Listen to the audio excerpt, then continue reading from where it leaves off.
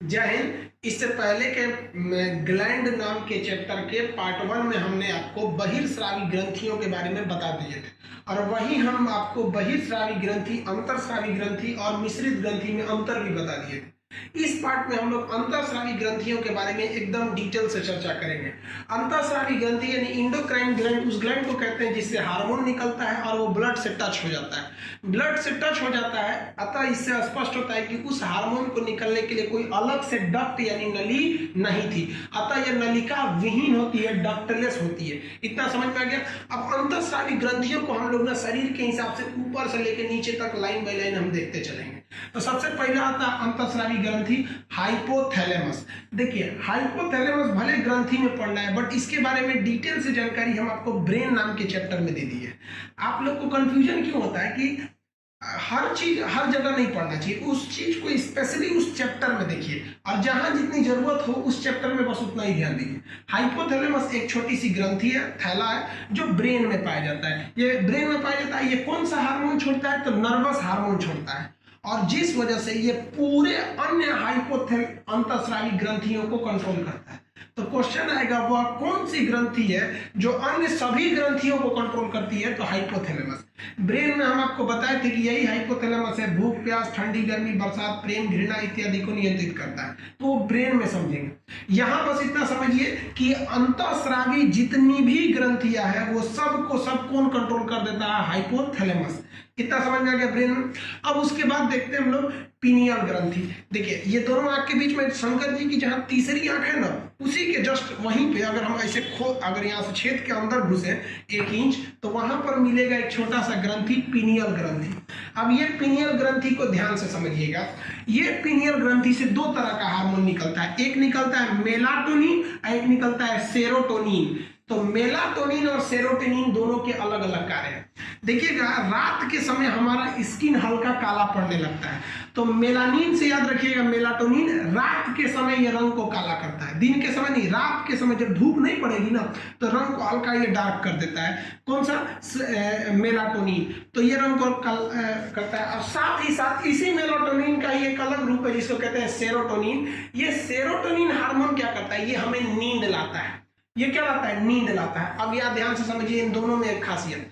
Serotonin कहता है कि जब तक आंख पर रोशनी पहुंचेगी हम अच्छा से नींद नहीं लाएंगे, अतः अगर चाहते हो कि नींद अच्छी आए तो लाइट बंद करो। जैसे लाइट बंद होगी सेरोटोनिन निकलने लगेगा और अच्छी नींद आएगी। इसलिए आप लोग को भी देखते होंगे लॉज वगैरह में, जब नींद आता होगा तो आप लोग कहते हैं भाई लाइट बंद करो, अब सोने जा रहे हैं। समझ में आ गया। अब इसकी एक और खासियत समझिए। छोटे बच्चों में पीनियल ग्रंथि अधिक सक्रिय होती है। कहेगा ये किसमें ज्यादा सक्रिय होती है? तो छोटे बच्चों में। अब ये ज्यादा सक्रिय होगी तो ज्यादा नींद लाएगी, इसलिए छोटे बच्चों को देखिएगा नींद बहुत आता है। छोटा बच्चा को नींद लाना रहेगा तो उसकी माँ दिखेगा गोद में लेके, बाबू सो जा सो जा सो जा, धर धर धर उसका सर हिलाइए, पीट दीजिए, तो उसका पीनियल ग्रंथि उसको नींद ले आ देगा। सो सो सो सो।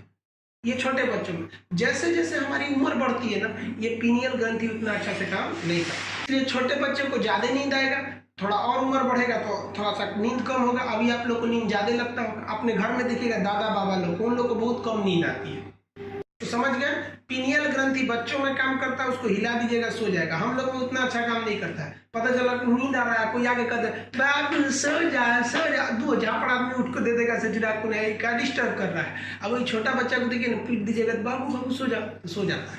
तो ये समझ में आ गया। इस ग्रंथि को हम लोग बायोलॉजिकल ग्रंथि के नाम से भी जानते हैं, क्योंकि यह दोनों आंखों के बीच में यहाँ अंदर की ओर पाया जाता है, इसलिए इसे कई वैज्ञानिक तीसरी आंख या थर्ड आईज के नाम से जानते हैं। तो ये आप पीनियल ग्रंथि समझ गए। ये जो ग्रंथि होती है ये भी कैसी है? अंतःस्रावी ग्रंथि। क्यों अंतःस्रावी है? क्योंकि हार्मोन छोड़ता है, किसी को कोई दिक्कत नहीं। अब इसी पीनियल के बगल में एक ग्रंथि पाई जाती है जिसे हम कहते हैं पिट्यूटरी यानी पीयूष ग्रंथि। देखिए, पीयूष ग्रंथि को हम लास्ट में देखेंगे। क्यों? क्योंकि अभी आप पीयूष ग्रंथि देखने लगेंगे ना, तो पीयूष ग्रंथि से बहुत सारे हार्मोन निकलते हैं और आपका मनोबल कमजोर होते लगेगा। आपको लगेगा कि हम बहुत कमजोर हैं बायोलॉजी, हमें समझ में नहीं आ रहा है। इसलिए मनोबल न टूटे, इसलिए हम लोग उसको साइड में देखें। समझ में आ गया कि नहीं आ गया? तो उसको हम लोग थोड़ा सा साइड में देखते हैं। अभी उसको रहने देते हैं, अब थोड़ा सा और नीचे उतरते हैं। ब्रेन में 3 ग्रंथि, हाइपोथैलेमस, पीनियल और पीयूष। पीयूष को हम साइड में देखेंगे। अब आ जाते हैं गर्दन में एक ही बात। अगली जो अंतःस्रावी ग्रंथि आती है गर्दन में। गर्दन में जो ग्रंथि होती है उसे कहते हैं थायराइड ग्रंथि। ये सबसे बड़ी अंतःस्रावी है। देखिए सबसे बड़ी ग्रंथि लीवर है, अब वो बहिर्स्रावी है। अंतःस्रावी में सबसे बड़ी अंतःस्रावी जो ग्रंथि है वो है थायराइड ग्रंथि। इसे हम लोग हिंदी में क्या कहते हैं, आउटू ग्रंथि कहते हैं। हिंदी में क्या कहेंगे, आउटू ग्रंथि। ये बीपी को कम कर देती है, कंट्रोल कर देती है बीपी को। क्यों? क्योंकि इसमें थायरॉक्सिन नामक हार्मोन पाया जाता है। तो थायरॉक्सिन हार्मोन कहाँ निकलता है, आउटू यानी थायराइड ग्रंथि से। ये किस चीज का बना होता है ये थायरॉक्सिन हार्मोन, तो इसमें टायरोसिन पाया जाता है और आयोडीन। आप इसको तो बहुत अच्छे से जानते होंगे आयोडीन को। अब टायोसिन भी होता है, याद रखिएगा। टायोसिन और आयोडीन दोनों जरूरत होती है थायरॉक्सिन बनाने के लिए। अब इस थायराइड ग्रंथि में 3 बीमारियां होती है, याद रखिएगा, जिसे आप सबसे ज्यादा जानते हैं ग्वाइटर यानी घेंगा। इस आयोडीन की कमी या टायोसिन की कमी से ये घेंगा हो जाएगा, इतना बड़ा गर्दन फूल जाएगा, ये घेंगा नाम का रोग हो जाता है आयोडीन की कमी से। कहेगा घेंगा यानी ग्वाइटर यानी घेंगा में कौन सी ग्रंथि प्रभावित होती है, तो आउटू यानी थायराइड ग्रंथि। इतना समझ गए। दूसरी बीमारी क्रिटिसिज्म होता है। क्रिटिनिज्म, क्रिटिनिज्म कौन सी बीमारी होती है, देखिए इसको याद कैसे रखें, क्रिटिसाइज से याद रखें। क्रिटिनिज्म ये बच्चों में पाया जाता है। अगर ये बच्चों में टायोसिन या आयोडीन की कमी हो गई तो कोई जरूरी नहीं है कि घेंगा ही हो, वो क्रिटिनिज्म भी हो सकता है। इससे बच्चों की बुद्धि कम हो जाती है। देखिए कोई बच्चा एकदम शांति से बना रहेगा, चुपचाप, ज्यादा बोलेगा नहीं, एकदम चुपचाप मन में आके बैठल है, तो क्रिटिसिज्म हो जाता है। और एक सबसे खतरनाक हो जाता है, अगली जो बीमारी खतरनाक हो जाती है, मैक्सोडेमा नाम की बीमारी। ये मोटापा के लिए हो जाता है। इसमें क्या होता है, मांस फूलने लगता है, आदमी एकदम मोटा आ जाता है, एकदम भयानक। ये महिलाओं में ज्यादा हो जाता है ये बीमारी। तो इससे क्या होता है, आदमी मोटा आके एकदम समियाना टाइप का हो जाता है, एकदम थल हो जाएगा, एकदम भयानक टाइप का। तो वही देखेंगे ना, थायराइड से आदमी अजीब डिजाइन से मोटा हो जाता है। तो ये 3 प्रमुख बीमारियां होती है। तो अंतःस्रावी ग्रंथि देखिए ब्रेन में कितना, 3। कौन कौन, हाइपोथैलेमस, पीनियल और पिट्यूटरी। पिट्यूटरी को हम समझाएंगे। ये हो गया थायराइड। अब इसी थायराइड ग्रंथि के पीछे छोटा छोटा ग्रंथि होती है, छोटी सी दाल के बराबर, चने के दाल के साइज की ग्रंथि होती है, जो इसी थायराइड का भाई है, उसी के पीछे। उसे हम कहते हैं पाराथायराइड। पारा मतलब पाराथायराइड, उसे हम पारा आउटू कहते हैं। इससे एक ही क्वेश्चन ज्यादा पूछता है कि वह कौन सी ऐसी ग्लैंड है जो पीयूष ग्रंथि के कंट्रोल के बाहर है। तो इस पर पीयूष ग्रंथि का कंट्रोल नहीं रहता है, ये पीयूष ग्रंथि के हिसाब से नहीं चलती है। इससे कौन सा हार्मोन निकलता है, तो देखिए थायराइड से निकला थायरॉक्सिन, तो पाराथायराइड से निकलेगा पाराथायरॉक्सिन हार्मोन निकलेगा। और ये शरीर में कैल्शियम और फास्फोरस की मात्रा को नियंत्रित करता है। ये नहीं रहेगा तो कैल्शियम की कमी हो जाएगी हमारे शरीर में। तो ये चौथा आप समझ गए अंतःस्रावी ग्रंथि। अब एक और समझते हैं थाइमस ग्रंथि। ये क्वेश्चन एलडीसी में क्वेश्चन पूछा था कि वक्ष मतलब होता है छाती, उदर मतलब होता है पेट, वक्ष गुहा में कौन सी ग्रंथि पाई जाती है, तो कौन सी ग्रंथि, थाइमस ग्रंथि। हम लिख देते हैं कहाँ पाया जाता है, वक्ष में पाया जाता है, यानी छाती में पाया जाता है पीनियल थाइमस ग्रंथि। याद रखिएगा इसका बड़ा महत्वपूर्ण काम है। ये प्रोटीन बनाता है और लिम्फोसाइट बनाता है। प्रोटीन हमारे शरीर में वृद्धि में मदद करता है और लिम्फोसाइट बीमारियों से रक्षा करता है। लेकिन ध्यान रखिएगा ये जो थाइमस ग्रंथि है ना, ये 15 साल की उम्र के बाद काम नहीं करता है। इसलिए आप देखे होंगे कि छोटा बच्चा जो होता है 15 साल से कम का होता है, वो खाना पीना कहीं नहीं करता है। नाश्ता करेगा 11 बजे, खेल के आएगा, उसकी मम्मी पीटेगी, नाश्ता क्यों नहीं किया, ये नहीं किया। अरे भाई उसकी मम्मी को क्या पता कि उसके अंदर अभी थाइमस ग्रंथि काम कर रहा है। जो खाना से आप प्रोटीन दीजिएगा वो प्रोटीन उसको खुद ही मिल जा रहा है। और छोटा बच्चा को देखिएगा कबाड़ में खेलेगा, इधर घूमेगा। और देखिए छोटा बच्चा सबको एकदम छोटे रहता है, कुछ भी उठाकर ऐसे मुंह में डाल लेगा, बीमार नहीं पड़ता है। क्यों? क्योंकि उसका थाइमस ग्रंथि उसमें लिम्फोसाइट बना रहा होता है। अब वही जब बड़े होइएगा, हम और आप या बूढ़े लोग, उनमें थाइमस ग्रंथि अब काम नहीं कर रही है, अब वो जल्दी बीमार पड़ेंगे और उनको प्रोटीन भी नहीं बनेगा, उनको ज्यादा खाने की भी जरूरत होती है। तो ये समझ में आ गया आप लोग को, इतनी ग्रंथियां। अभी और भी अंतःस्रावी ग्रंथि है। तो अभी यहाँ पे आप जब तक इनका ये 5 का आप स्क्रीनशॉट लीजिए, फिर हम अभी समझाते हैं कि अन्य अंतःस्रावी ग्रंथियों के बारे में। 5 तो आपको अंतःस्रावी ग्रंथि बता दिए। अब 6वां समझिए, एड्रीनल ग्रंथि। एड्रीनल ग्रंथि को हम हिंदी में अधिवृक्क कहते हैं। यह वृक्क यानी किडनी के ठीक ऊपर होता है। जब हम आपको उत्सर्जन यानी किडनी बढ़ा रहे थे तब हम आपको अधिवृक्क के दिखाए थे कि वो कहाँ होता है। किडनी के ऊपर भी ये चिपका रहता है एड्रीनल ग्रंथि। इसे हम लोग 4S या 3F टेक्निकल नाम से जानते हैं। अब इसका हम वर्क समझते हैं, ध्यान से समझिएगा। एड्रिनल ग्रंथि से एक हार्मोन निकलता है जिस हार्मोन को कहते हैं एड्रिनलिन हार्मोन। ये नाम याद रखना है, बहुत सिंपल है। एड्रिनल ग्रंथि, एड्रिनलिन हार्मोन। यह हार्मोन तभी निकलता है जब हम बहुत इमरजेंसी केस में फंस जाए, किसी का एक्सीडेंट देख ले, या कोई हमें मारने आ जाए, या एकदम भयानक गुस्सा आ जाए, या बहुत टेंशन में आ जाए, तभी ये निकलता है। इससे बीपी ना एकदम भयानक तेज हो जाता है। बीपी क्या हो जाता है? बढ़ जाता है। याद करिए, थायराइड से बीपी घट जाता है। ये बीपी को क्या करता है? बढ़ा देता है, एकदम भयानक। आदमी दांत खिंचाने लगता है। और जिससे एड्रेनलिन निकल गया, इतना गुस्सा में आ जाएगा ना, अब मारेगा एक झापड़ तो दिन में तारा दिख जाएगा। इसीलिए इसे कहते हैं फाइट, यानी मारो, एंड फ्लाइट, उड़ जाओ, भाग जाओ, तो लड़ो उड़ो हार्मोन कहते हैं। यानी जब ये एड्रेनलिन निकलेगा ना, तो देखते होंगे कभी कभी गुस्सा में आदमी मारता है ना, गुस्सा समझते हैं ना, बिखिया के एकदम खीस में एक झापड़ देगा ना, दांत निकल जाएगा बाहर। कौन से हार्मोन की वजह से? एड्रेनलिन की वजह से। एड्रिनल ग्रंथि से कहाँ पाया जाता है? किडनी में। समझ आ गया? इमरजेंसी ग्लैंड किसे कहते हैं? एड्रेनलिन। 4S या 3F इसी को कहते हैं लड़ो उड़ो। लड़ो मतलब फाइट, उड़ो मतलब flight. Fight and flight hormone. ना समझ में आ गया? अब हम लोग 7वां समझते हैं, बहुत इंपॉर्टेंट है ये, इसको याद रखिए।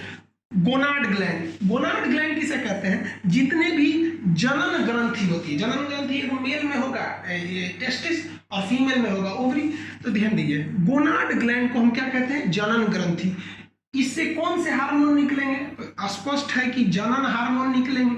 अब किराना की दुकान पे मछली थोड़े मिलेगी, किराना का सामान मिलेगा।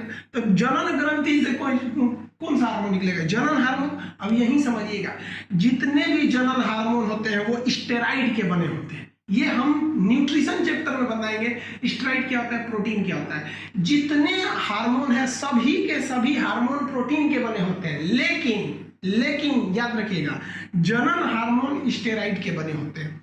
इन ग्रंथियों के बारे में डिटेल से चर्चा प्रजनन यानी रिप्रोडक्शन नामक चैप्टर में किया जाता है। ग्रंथि नामक चैप्टर में उतनी चर्चा इस पर नहीं की जाती है, फिर भी हम आपको थोड़ा इस पर बता देते हैं। गोनाड ग्लैंड यानी जनन ग्रंथियां मेल में अलग होती है और फीमेल में अलग होती है।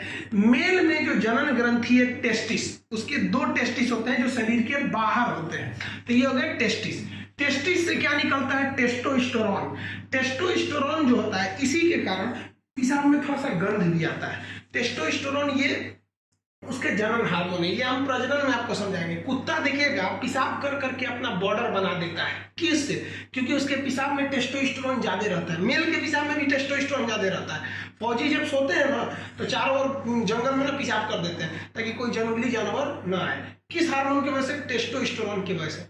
कुत्ता कभी कभी रात में ना मोटरसाइकिल पर पेशाब कर देता है और बॉर्डर बना देता है कि भैया ये मेरा एरिया है। सुबह बेचारा मोटरसाइकिल वाला आया, मोटरसाइकिल लेके चला गया। अब दूसरे के एरिया में घुसेगा तो कुत्ता सुनेगा, अरे दूसरा कुत्ता का गंध आ रहा है, अब वो मोटरसाइकिल को दौड़ा देता है। लोगों को लगता है इससे जो हमारा मोटरसाइकिलिया से क्या लगा है इसको, फिर मोटरसाइकिलिया पे कोई कुत्ता पेशाब किया हुआ है। समझा क्या? कुत्ता एक एरिया से दूसरे एरिया में नहीं जाते हैं। कुत्तों के दुनिया में रोमिंग नॉट अलाउड, वो लोग रोमिंग का चार्ज लेता है। तो ये मेल का पहला हो गया टेस्टोस्टेरोन, और दूसरा स्पर्म होता है जो प्रजनन में मदद करता है। फीमेल की बात करेंगे तो फीमेल में ओवरी भी 2 होती है। जिस तरह से मेल में 2 टेस्टिस होते हैं, उसी तरह फीमेल में 2 ओवरी होती है। समझ में आ गया? 2 ओवरी कमर के पास होगी यहाँ पे, तो 2 ओवरी होती है। इन ओवरी से 3 हार्मोन निकलेंगे। अब ध्यान से समझिए, एस्ट्रोजन हार्मोन। एस्ट्रोजन हार्मोन ये मेंस्ट्रुएशन साइकिल यानी पीरियड के निर्माण में मदद करता है, ओवम के निर्माण में मदद करता है। प्रोजेस्टेरॉन, नाम से स्पष्ट है, प्रोजेस्टेरॉन ये प्रोटेक्ट करेगा। प्रोटेक्ट मतलब बचाव करेगा। माँ के पेट में जब बच्चा आ गया है ना, तो बच्चे की रक्षा करेगा, उसे 9 महीने तक संभल के रखेगा। और यही प्रोजेस्टेरॉन कभी कभी कम हो जाता है ना, तो देखेंगे बच्चा 2 महीना पे हो जाता है, मर जाता है, तो बोलते हैं बच्चा नुकसान हो गया। क्यों नुकसान हो गया? क्योंकि उसको प्रोटेक्ट करने वाला प्रोजेस्टेरॉन नहीं था या कम पड़ गया था। समझ में आ गया? किसी को कोई दिक्कत नहीं। और वही कभी कभी प्रोजेस्टेरॉन कम होता है तो कोई लड़का ना 7 महीना में पैदा हो जाता है। 7 महीने में पैदा होगा तो इसे मिर्कुचा हो जाएगा, इसे तो लोग बोलते हैं सतवासल है ससुराली। समझ आ गया? अब देखिए रिलैक्सिन क्या होता है। जब बच्चा पैदा होता है तो माँ के गर्भ से वो नॉर्मल डिलीवरी होने के लिए रिलैक्सिन नामक हार्मोन होता है जो मांसपेशियों को फैला देता है। तो ये है रिलैक्सिन हार्मोन। यही रिलैक्सिन हार्मोन नॉर्मल डिलीवरी में मदद करता है। अगर ये रिलैक्सिन हार्मोन कम पड़ जाए तो नॉर्मल डिलीवरी नहीं होगा। समझ में गया? आजकल इसका कुछ डॉक्टर भी मिसयूज करते हैं।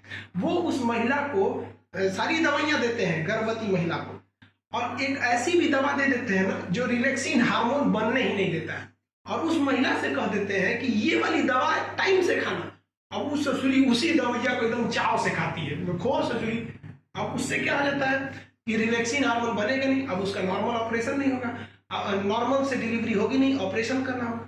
ऑपरेशन से लड़का को तो कोई दिक्कत नहीं होता है, महिला को ज्यादा सुरक्षा देना पड़ता है लड़का से। 6 महीना तक सीढ़ी मत चढ़ो, ये मत करो, मत। एक तो नखरा अपने होती हैं लोग, और उस पे से एगो ऑपरेशन हो गया। देहात में वो कहावत कहते हैं, रोए के रहनी तले अखिए खुदा गई, और बढ़िया बहाना मिल गया। तो आप लोग ध्यान दीजिएगा इस सबको, लड़का लोग। तो ये समझ में आ गया। गोनाड ग्लैंड के बारे में डिटेल से जानकारी हम प्रजनन नाम के चैप्टर में पढ़ेंगे। यहाँ हम आपको हल्का बता दिए गोनाड के बारे में, बाकी तो डिटेल पता है। आप इसका एक स्क्रीनशॉट लीजिए, फिर हम आपको सबसे महत्वपूर्ण ग्रंथि पीयूष ग्रंथि के बारे में बताते हैं। देखिए, गोनाड ग्लैंड तक आप 7 ग्रंथियां देख ली। अब सबसे महत्वपूर्ण अंतःस्रावी देखते हैं हम लोग, कौन सा? 8वां नंबर। देखिए, ऐसे तो ये हमको ब्रेन में ही पढ़ लेना था, बट देखिए इतना ज्यादा काम है ना पिट्यूटरी का, इसलिए इसको साइड में रखे, बड़ा चीज को साइड में निपटा लेना। तो हम समझते हैं पिट्यूटरी ग्लैंड, यानी हम पीयूष ग्रंथि को कहते हैं। पीयूष ग्रंथि जो होता है ना, ये ब्रेन के एकदम नीचे होता है। जैसे जैसे पीयूष ग्रंथि रखा हुआ है और उसी के ऊपर ब्रेन रखा हुआ है, तो हम ये कह सकते हैं कि ब्रेन के एकदम बेस में, यानी आप आधार में कहिए या उसके तल में कहिए, ये रखा रहता है। इसका वजन मात्र 0.6 ग्राम होता है। यह बहुत ही छोटी ग्रंथि है, बहुत छोटी अंतःस्रावी ग्रंथि है। इतना तो पता ही कि ये अंतःस्रावी है, ये सब छोटी। देखिए, इससे भी एक छोटी होती है पीनियल ग्रंथि। पीनियल ग्रंथि पीयूष ग्रंथि से भी छोटी होती है, बट ऑप्शन में अक्सर देता है सबसे छोटी ग्रंथि कौन सी है, तो पीनियल ऑप्शन में नहीं रहता है तो पीयूष आदमी लगा देता है। तो देखिए, ये पीनियल ग्रंथि इससे भी छोटी होती है। ये पूरे बॉडी को कमोबेश कंट्रोल करती है, लगभग ये पूरी बॉडी को कंट्रोल कर देती है, इसलिए इसे मास्टर ग्रंथि कहते हैं।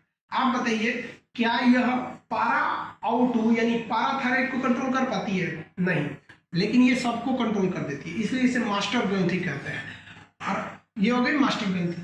इसका मतलब हम ये कह सकते हैं कि सभी ग्रंथियों का यह बाप है पीयूष ग्रंथि। अब याद कीजिए, तो अगर ये पीयूष ग्रंथि बाप है तो दादा कौन है? हाइपोथैलेमस।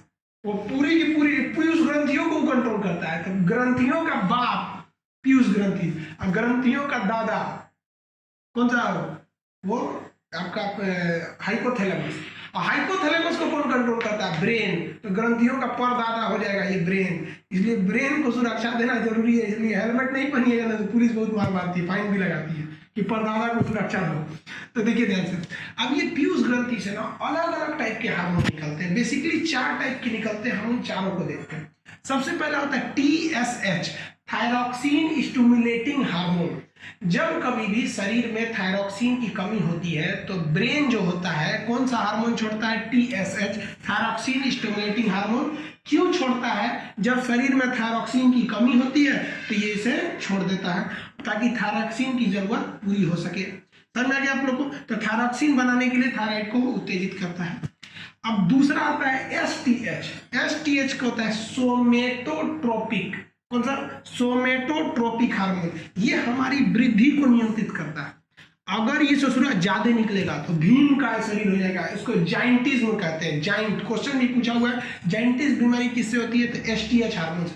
खली का शरीर देखे ना, WWF वाला ग्रेट खली, भयानक है एकदम वहां पे। किसकी वजह से? STH की वजह से। किसी किसी में ये STH बहुत कम निकलता है तो उसका शरीर एकदम ठेमरा जाता है। देहात में बोलते हैं ना, बौना हो गया, सर्कस में जाकर ठेमरा गया, बंठा हो गया, एकदम बौना हो जाता है, वो शॉर्ट शरीर हो जाती है उसकी। किसकी वजह से? STH हार्मोन की वजह से। समझ आ गया?